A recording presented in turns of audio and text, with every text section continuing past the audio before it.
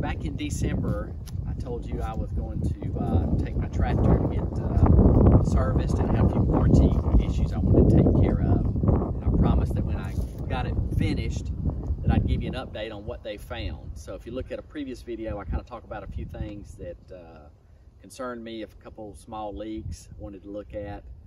I also just needed good service on the tractor.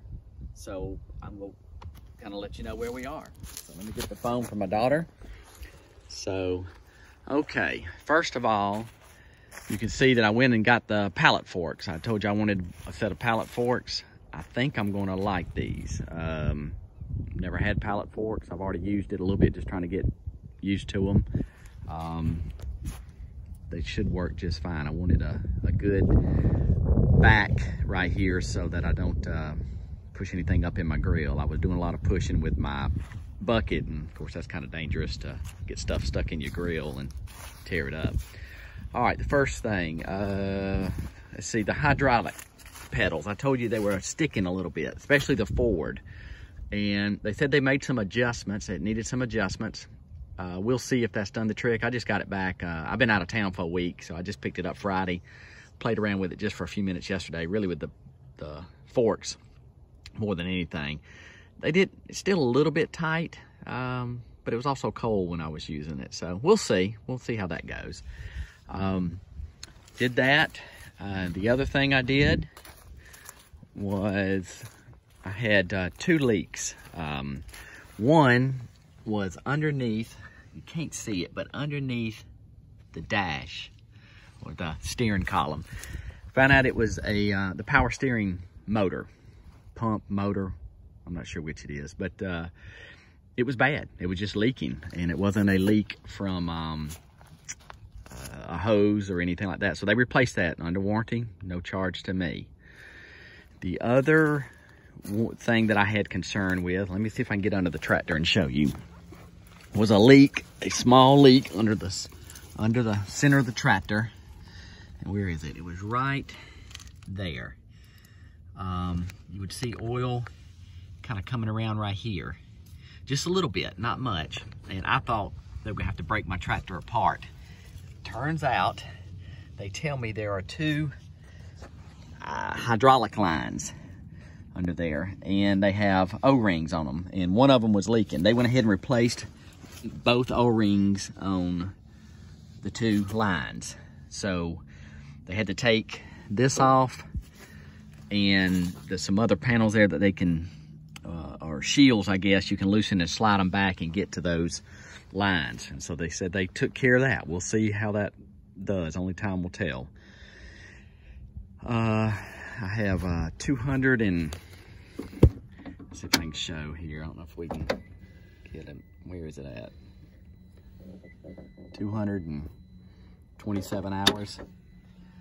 So the other thing, this light, I had broke this light not long after I got the tractor 2 years ago.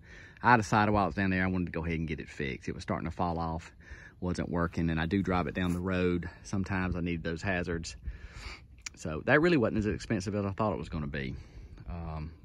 Less than $100 for the light and the repair, if I recall, or you know, the installation. Be honest with you, some of these parts sometimes are ridiculously expensive, and I thought that might be one of them.